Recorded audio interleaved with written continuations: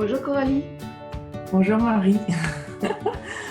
Je suis heureuse de passer ce moment avec toi. Ah oui, moi aussi, beaucoup, beaucoup. On s'est rencontrés il n'y a pas très longtemps suite à la publication de ma vidéo sur la violence des femmes et l'enfantement du nouveau monde.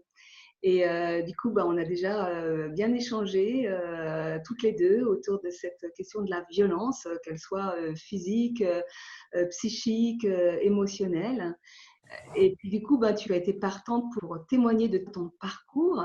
Alors juste pour dire deux mots vite fait sur toi avant que tu te présentes, c'est que toi aujourd'hui, ben, tu es accompagnatrice, hein, tu accompagnes les personnes et donc bah, tu vas pouvoir peut-être témoigner du point de vue de ces deux postures, ben, de personnes qui a été victimes de violences, hein, auteur de violences, puis accompagnatrice de personnes pour peut-être les accompagner justement à aller regarder cette violence en eux et comment s'en libérer, comment effectivement passer de la violence à la puissance. Alors, le thème de la vidéo aujourd'hui, c'est le déni de soi. Voilà, Mm. donc je te passe la parole pour déjà dire deux, trois mots sur ton parcours. Oui, merci Marie. Moi, j'en suis à ma troisième vie professionnelle, hein, puisque j'ai une formation d'ingénieur dans le domaine de la qualité de l'eau. Après, pendant 10 ans en tant que manager, manager et puis gestion des compétences dans un établissement public. Et puis, effectivement, je me sentais de plus en plus décalée au fur et à mesure que je cheminais vers moi. Et donc, petit à petit, c'est là que j'ai été amenée à me former et à accompagner des personnes. Au départ, comme j'ai fait un burn-out et que j'ai fait quand même plusieurs grosses transitions de vie, j'ai accompagné les gens dans cette dynamique de burn-out et de transition de vie. Et ça m'a permis de continuer aussi à cheminer, puisque moi, l'écho de nos clients, hein, des personnes que j'accompagne, sont aussi mes guides, comme les personnes autour de moi. Et donc, ça m'a permis aussi, moi, de cheminer dans ce processus, d'être de plus en plus proche de moi-même. Et aujourd'hui, en fait, j'ai cofondé l'Institut d'auto-accompagnement en pleine présence, qui est un espace qu'on a créé avec Pascal Astir pour, euh, pour offrir aux personnes, des personnes qui veulent prendre responsabilité de leurs émotions, comme reprendre responsabilité, reprendre le pouvoir sur leur vie, de pouvoir trouver du soutien et un cheminement dans cet institut pour chacun à son rythme, se remettre en lien avec ce qui est vivant en soi, se remettre en lien avec son élan de vie. Et c'est ça que j'ai envie de partager par rapport à cette thématique, c'est vraiment cette notion de... Euh, en fait, dans mon expérience, quand j'ai écouté ta vidéo, en fait, ce qui m'a sauté aux yeux, c'était pas aussi conscient jusque-là, c'est qu'en fait, la plus grande violence que moi j'avais subie, c'était en fait ces injonctions permanentes depuis mon enfance, mais y compris dans les milieux professionnels et dans ma vie adulte, de ne pas être moi-même, de ne pas déranger, d'être sage, de rentrer dans le moule. Et j'avais plein d'images qui me venaient quand j'y repensais, y compris dans mon milieu professionnel. Je me souviens, une fois, j'étais en train de recruter quelqu'un dans une équipe. On était dans le couloir en train de discuter avec le DRH de manière spontanée. Et puis j'ai eu, je ne sais pas ce qui s'est passé, comme un éclat de rire. Et puis j'ai vu le DRH qui m'a regardé d'un air sévère. Je dis bon, oups, ça se fait pas d'être dans son énergie d'enthousiasme. Mais en fait, c'est un exemple tout simple. Mais Oui, j'en ai vécu des dizaines et des dizaines des exemples comme ça. parce qu'en fait, c'est extrêmement subtil et insidieux, c'est-à-dire que les injonctions, les interdits, ça passe par des regards, ça passe par des postures, ça passe par des... C'est pas forcément par des paroles en plus, hein, c'est Non. extrêmement subtil et insidieux. Ouais. Et en fait, comme on est dans notre enfance, forcément on veut rentrer dans le moule pour se faire aimer, on essaye d'être sage, on ne dérange pas, etc. Et donc on n'arrive plus le fameux âge de raison. Et à un moment, on se dit, bon, ok, si je veux arriver à fonctionner dans ce système, il faut que je bloque tout ce qui est à l'intérieur de moi, toute ma spontanéité. Et en fait, ce que j'ai vu, c'est que donc ça m'a coupé de mon élan de vie. Donc cette énergie qui est l'énergie du printemps, qui est qui part de la terre vers le ciel, qui fait dresser les arbres, qui fait pousser les bulbes, tout ça en fait. Petit à petit, à force d'avoir toutes ces injonctions, il ne faut pas être comme ci, il ne faut pas être comme ça, il ne faut pas, etc. Et ça m'a coupé mon élan de vie en fait. Et la conséquence de plus être en lien avec mon élan de vie, c'est perte de sécurité intérieure. Donc, en fait, ce qui s'est passé, après, il y a eu des impacts, mais sur toutes les facettes de ma vie, puisque je suis allée chercher la sécurité à l'extérieur, en fait. Et oui, et c'est ce qui est très paradoxal parce que finalement, et je tiens vraiment à le repréciser, c'est-à-dire que pour un enfant, le fait de se sentir aimé, c'est vital. C'est-à-dire que s'il sent que cette facette de lui ne peut pas exister, sinon il ne va pas être aimé, pour lui, c'est sa vie qui est en danger. Donc en fait, en stratégie de survie, il va couper en fait. Mais c'est parce que pour un adulte, ça peut paraître anodin, alors que pour l'enfant, c'est vécu, mais plus, plus, plus. Et donc, du coup, ben, les interdits sont hyper puissants. Et ça vient ben, nous couper en deux, hein, couper la tête du corps. Et finalement, ben, on arrive à être aimé, mais tel que tu le dis, ça vient nous couper de ce sentiment de sécurité intérieure. Oui, oui. Et puis moi, ça a généré du coup une petite fille hypersensible, envahie par ses émotions, mais qui était en permanence en train d'essayer de le contenir, en fait, hein. Et cette hypersensibilité, j'ai pu la transformer que autour de la quarantaine, quand je me suis formée au coaching et je me suis rendu compte qu'en fait, cette hypersensibilité que j'avais vécue, mais comme un boulet pendant toutes ces années, parce que quand on regarde la télé, qu'on se met à pleurer, quand on entend quelqu'un qui se chamaille dans la rue, on se met à pleurer, quand un instituteur nous parle, on rougit, on n'ose pas parler en public, enfin ça a été un boulet. Et puis, je me suis rendu compte qu'en fait, cette hypersensibilité, en étant avec, en l'englobant avec qui je suis, en fait, c'était une sensibilité. Et que cette sensibilité, je pouvais la mettre au service des autres. Et c'est comme ça que dans mon cheminement, ben, j'ai pu accompagner les autres dans leur hyper aussi sensibilité. Et que de voir que c'est comme une protection, il y a comme quelque chose, notre mental se met à s'agiter pour essayer de faire le tri de tout ce qui se passe, de contenir nos émotions, etc. Et ça fait comme un peu une cocotte minute à l'intérieur parce que toutes ces émotions, il y a une volonté de contenir et en même temps, cet élan de vie, cette sensibilité ne peut pas être déployée. Et c'est vrai que c'est tout ce chemin que j'ai fait ces dernières années et ce qui m'a vraiment, vraiment soutenue, moi, ce qui a été fondamental dans ma vie, c'est la découverte du processus de focusing de la relation intérieure, dans lequel on arrête de mettre de l'énergie à l'extérieur, son attention à l'extérieur, et on revient à soi, et on observe ce qui se passe. Quand j'ai fait ce mouvement de l'extérieur vers l'intérieur, j'ai découvert des choses incroyables en termes de violence à l'intérieur. Et oui, c'est ça qui est important de repérer pour créer du lien aussi, parce que souvent, la violence qu'on vit enfant, elle est tellement subtile, insidieuse, qu'on n'a pas de repère, on ne peut pas repérer qu'on a vécu de la violence, hein, et on a beau se retourner et on ne comprend pas, en fait. Finalement, quelque part, j'ai eu un père, une mère, même parfois on se dit j'ai eu une enfance heureuse, et on n'a rien pour repérer qu'on a bien vécu de la violence. Et finalement, ben, on incorpore en nous des stratégies de survie, ben, fait qu'on va être dans la violence vis-à-vis de nous-mêmes, hein, on va aller réprimer ces parts de nous qui n'ont pas le droit d'exister. Et finalement, ben, cette violence, elle s'exprime à l'extérieur de nous. C'est-à-dire que toute situation ou personne qui va venir réveiller ces parts de nous qui n'ont pas le droit d'exister, ben, on va essayer également de les manipuler, de les réprimer. Comment ça s'est vécu, toi, pour toi? Comment tu as vécu, comment tu as pris conscience aussi finalement de cette violence que tu pouvais aussi exercer sur l'extérieur? Ouais. En fait, ça a été ce mouvement-là, le fait d'arrêter d'être cherché à résoudre à l'extérieur et revenir à moi. Et j'ai découvert ce qu'il y avait à l'intérieur de moi. Ben, je me suis dit, ouais, je comprends pourquoi le monde est dans cet état, en fait.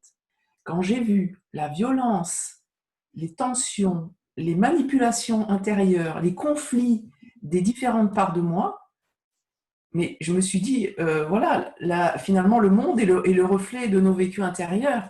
Mon environnement est le reflet de ma vie intérieure. Et donc, du coup, c'est quoi l'urgence? C'est de prendre soin de moi pour petit à petit être à l'écoute de cette violence. Et j'ai vu des trucs, mais incroyables.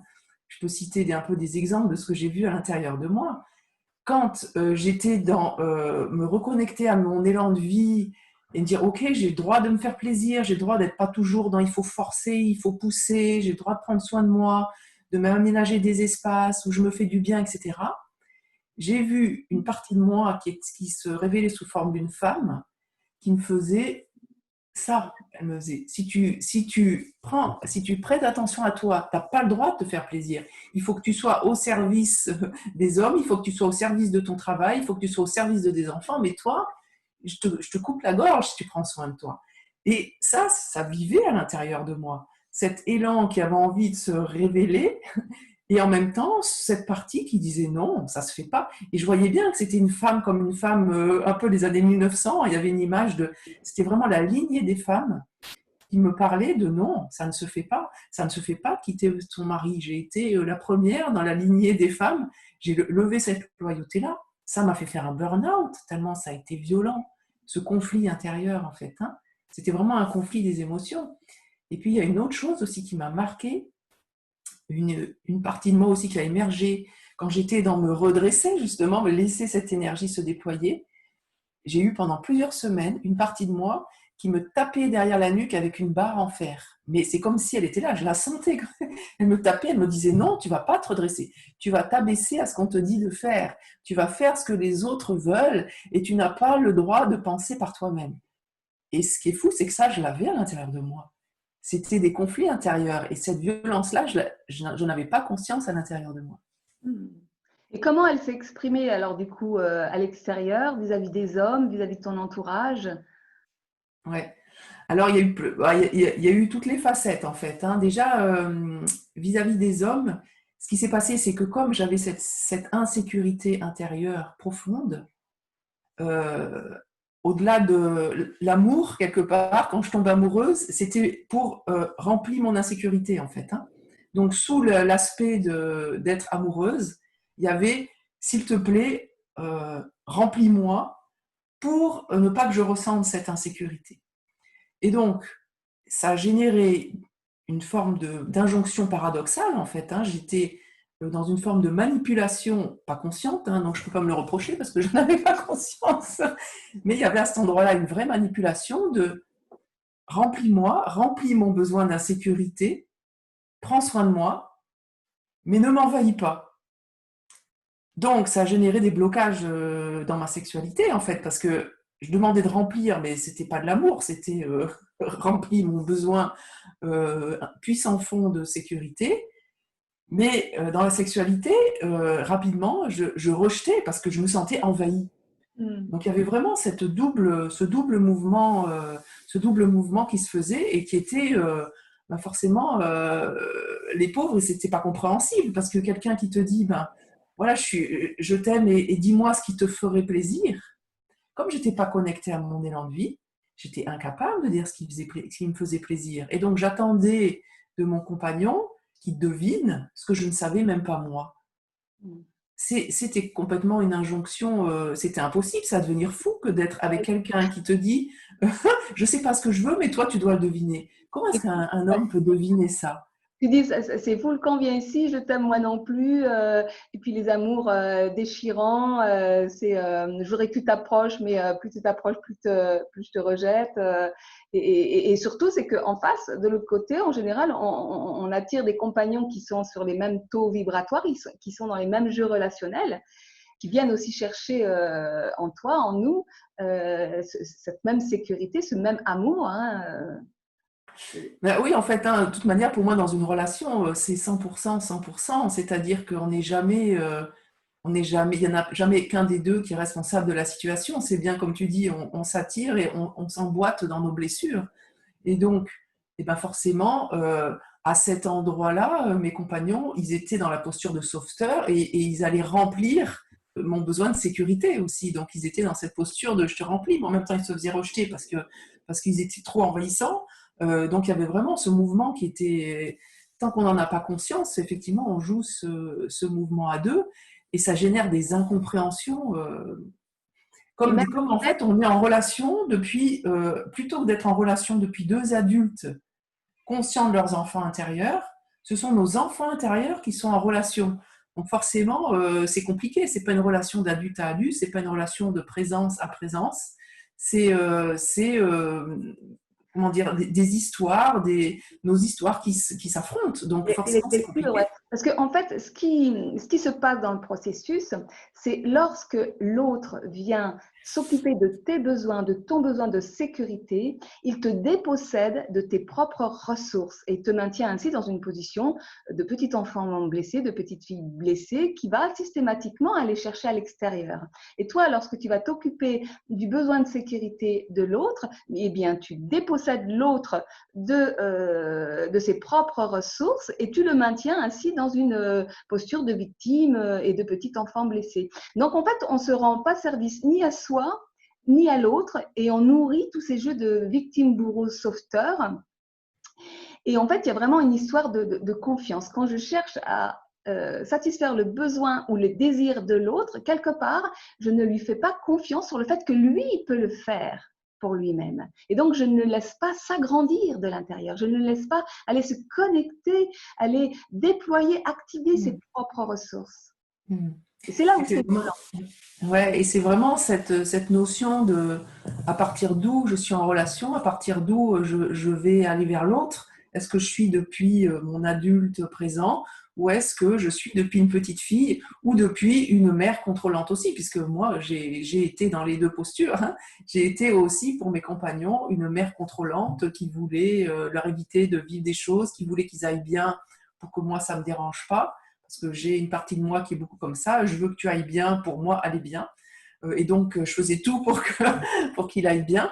Donc, c'est vraiment un jeu qui se joue à deux et qui n'est pas évident à débusquer. Ça demande beaucoup de conscience, ça demande vraiment d'être attentif, de pouvoir se dire les choses, être dans un climat de confiance. Et pour moi, là, finalement, cette enveloppe d'amour qu'on peut s'offrir, c'est bien, ok, on peut déposer ça, on peut dire à l'autre, observe ce qui se passe, peut-être que là, tu es plutôt depuis ton petit garçon, et dis-moi si tu vois que je suis depuis en relation avec toi, depuis ma posture de petite fille, ou depuis ma posture de mère toute puissante ou contrôlante. Et en fait, ce qui est intéressant, puisque tu as prononcé le mot de mère, c'est bien toute la, comment dire, le paradoxe de la posture d'être mère, d'avoir des enfants, c'est-à-dire que pour pouvoir enfin, il y a cet élan naturel de vouloir protéger ses enfants, mais que le risque, c'est de les surprotéger parce que pour éviter qu'ils viennent réveiller nos propres blessures, on va aller, comment dire, faire en sorte eh bien, qu'ils ne soient jamais tristes, qu'ils aient jamais peur, qu'ils ne soient jamais en colère, enfin, etc., dans la croyance qu'on va les rendre heureux comme ça, mais en fait, on les dépossède de leurs propres ressources.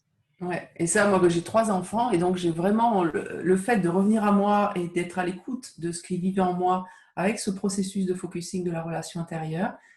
Ça m'a vraiment aidé à observer, ça a été d'une puissance extrême, à observer comment j'étais avec mes enfants. Et effectivement, quand mes enfants étaient en détresse, de d'abord observer ce que ça me fait, c'est-à-dire de revenir à moi avant d'aller vers eux. Et ils vivent tous des épreuves de cœur. J'avais ma fille qui était au Canada, qui s'est retrouvée aussi à 16 ans, un peu en difficulté, en m'appelant au secours au téléphone. On était à des milliers de kilomètres, je ne pouvais rien faire. Et la seule chose que je pouvais faire, c'est de prendre le temps avant d'essayer de m'agiter, de trouver des solutions. Ok, qu'est-ce que ça me fait? Ok, oui, je ressens que j'ai une partie de moi qui est profondément affectée, qui est profondément triste, qui aimerait tellement qu'elle puisse en profiter, etc.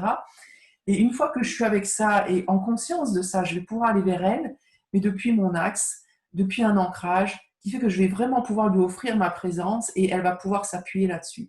C'est mon fils aîné qui m'a souvent dit, dans ces dernières années où ça a été compliqué pour lui, maman, depuis que tu as changé de posture, effectivement, je sais que tu es vraiment là, tu es vraiment comme un axe et je peux, en cas de besoin, m'appuyer sur toi, mais tu me laisses vivre ce que j'ai à vivre. Et ça, en tant que parent, c'est le plus beau cadeau qu'on puisse faire.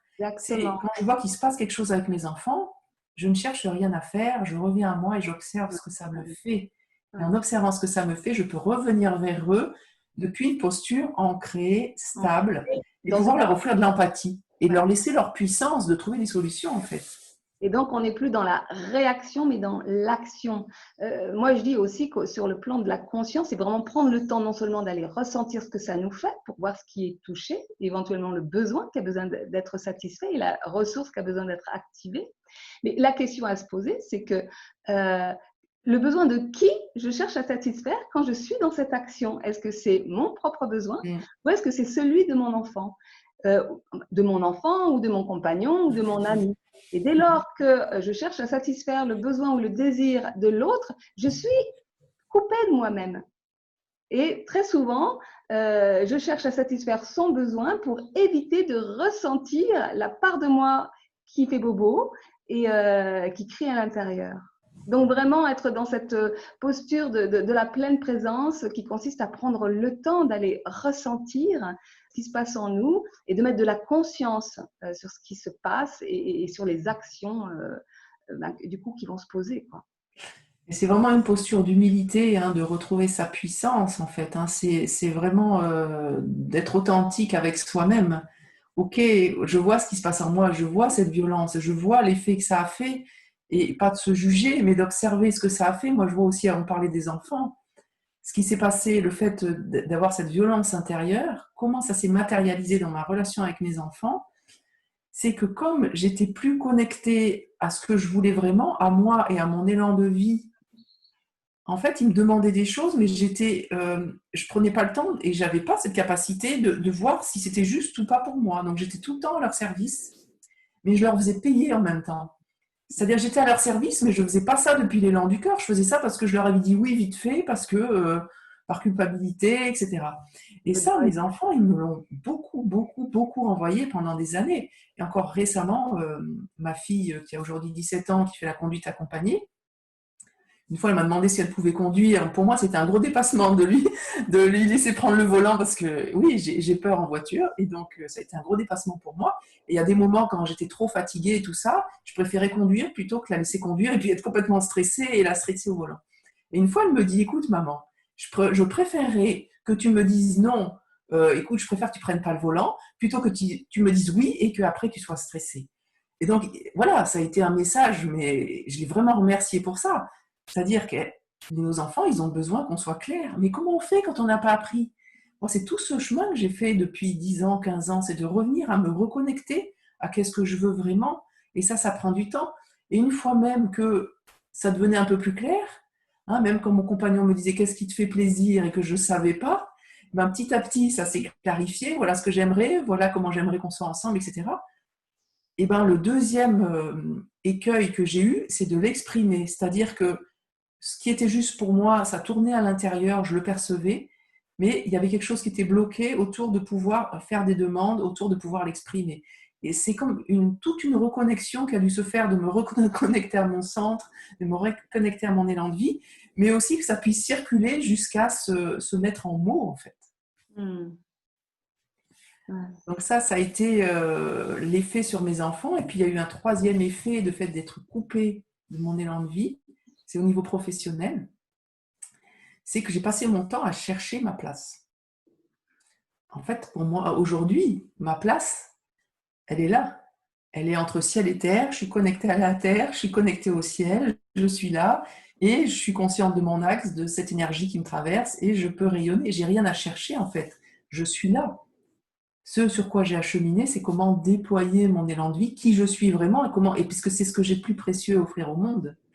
Mais en fait, on a eu beaucoup de tensions et de conflits avec mon associé sur ce sujet, parce qu'on était tous les deux sur, je lui reprochais de ne pas me laisser ma place, mais moi, j'avais du mal à la prendre. Lui, il se déployait comme il était, mais du coup, il pensait pas forcément à comment moi je pouvais la prendre. Enfin, c'était un jeu entre nous, mais ça a été compliqué pour l'animation des stages, pour notre posture de cofondateur, pour gérer l'institut, etc. On a eu beaucoup, beaucoup, beaucoup d'ajustements. Pourquoi? Parce que l'un comme l'autre, on était dans des projections sur l'autre de notre propre fonctionnement, en fait. Et ça nous a utilisé beaucoup d'énergie d'être dans ces conflits de je suis pas claire avec mon axe, je suis pas tranquille, en fait. Et il y a vraiment cette notion de quand on n'est pas clair avec cet élan de vie, avec qui on est vraiment, comment on veut le déployer, on va avoir des récriminations, on va être dans la réclamation. Et c'est vraiment cette posture, pour moi, ce chemin qui s'est fait de passer de je récrimine, je revendique ma place, à je suis là et j'ai rien à revendiquer. J'ai pas à revendiquer d'être une femme. Je suis une femme, je suis une âme incarnée dans un corps de femme. Je suis là. J'ai juste à honorer tranquillement, ce que j'ai à faire. Ouais. Et c'est tout ce cheminement que petit à petit, j'installe dans ma vie. Et de la même façon, on n'a pas à revendiquer l'amour, puisque l'amour est là, il est déjà là, hein. L'idée, c'est de lui permettre de s'exprimer en nous. Mais c'est un petit peu ça, hein, pour moi. J'aime bien ce petit conte qui s'appelle Aimer la main ouverte, hein. C'est l'histoire d'un petit papillon. Il y a un promeneur dans une forêt et qui se balade et puis qui voit un papillon en train de se battre là, pour ressortir de son cocon. Et donc, avec toute la bienveillance possible, il s'approche, il voit ce papillon se débattre, il a l'impression qu'il est en train de souffrir, et puis donc pour l'aider avec toute la bienveillance possible, il va écarter le cocon pour aider le papillon à sortir, et du coup le papillon sort de son cocon et puis il meurt. Et en fait, là, il prend conscience que c'est au prix du combat de ses ailes contre le cocon que le papillon fortifie ses ailes et peut s'envoler. Et en fait, c'est ça. C'est accepter que l'autre, pour développer ses propres ressources, pour développer ses propres ailes, eh bien, à un moment donné, c'est le laisser se débattre dans ses situations de vie, dans ses épreuves, de le laisser se perdre pour pouvoir se trouver, pour pouvoir trouver ce qui est juste pour lui. Et donc, c'est vraiment faire le deuil de la toute-puissance, hein. C'est pour ça que tout à l'heure, tu parlais d'humilité. Et moi, je dis toujours, c'est que finalement, s'occuper de soi, en revenir à soi, s'autoriser, se permettre à satisfaire nos propres besoins, c'est un vrai cadeau qu'on fait à l'autre, parce que du coup, ça permet à l'autre de faire la même chose. C'est un cadeau qu'on fait à nos enfants. C'est pas être égoïste. C'est vraiment, au contraire, la personne la plus importante du monde, c'est nous-mêmes. Et donc, pour que nos enfants aillent bien, il faut vraiment que nous soyons bien, nous soyons vraiment connectés, pour leur donner l'autorisation d'en faire autant, hein. L'enfant, il apprend par mimique, hein, Par mimétisme, ouais, de ce qu'on... Effectivement, et c'est tout un chemin, et moi je continue, hein, dans cette dynamique de laisser l'autre vivre ce qu'il a à vivre. C'est compliqué en plus quand on est clairvoyant, c'est-à-dire qu'on voit les choses, qu'on a beaucoup d'expérience, tous les clients qu'on perçoit, etc. Et c'est vrai, dans le processus qu'on transmet, on est vraiment à surfer avec là où l'autre en est, c'est-à-dire qu'on va pas lui dire où il doit aller, on va vraiment l'inviter à être à l'écoute à l'intérieur de lui. Et ça demande, en tant qu'accompagnante, d'ailleurs c'est la posture la plus relaxe finalement, puisqu'on a simplement à offrir sa présence à l'autre, on n'a pas essayé de l'amener nulle part. Et en même temps, ça demande un lâcher-prise parce qu'on perçoit des choses. Moi, je veux dire, je suis avec des clients, j'ai des images, j'ai des perceptions, et puis peut-être que ça apparaîtra dans la séance, dans 5, 6, 7 séances, ou ça n'apparaîtra jamais parce que c'était peut-être pas juste. Je n'en sais rien en fait. Je n'en sais rien. Et du coup, d'être vraiment au plus près de la personne où elle en est, c'est pareil pour nos enfants, pour notre entourage. En même temps, de lui offrir une présence tranquille, de pouvoir offrir de l'empathie, mais de laisser la personne vivre ce qu'elle a à vivre. C'est comme ça qu'elle, elle va se contacter avec sa puissance et comment dire, reprendre les rênes de sa vie en fait. Parce que, comme tu disais, effectivement, en voulant aider l'autre, en voulant, avec l'image du papillon, l'aider à sortir, eh ben, on l'empêche d'être dans sa toute-puissance et de prendre responsabilité pour sa vie parce qu'il croit qu'il va avoir besoin d'un autre pour s'en sortir, en fait. Eh oui. Ok, super Coralie. Bah, écoute, on arrive à la fin de la vidéo. Donc, on met tous tes liens sous la vidéo pour si des personnes auraient besoin de te contacter. Et puis, au plaisir de refaire une vidéo avec toi. Merci pour ce moment. Oui, merci Marie. Et n'hésitez pas, sur le site autoaccompagnement.com, il y a effectivement un cours d'initiation gratuit pour découvrir ce processus, pour revenir à soi, pour prendre soin de soi et pour se reconnecter à qui on est vraiment, à notre sagesse, à notre élan de vie. Voilà. Au plaisir Marie de se parler bientôt. Oui, au plaisir. Merci à vous. À très bientôt.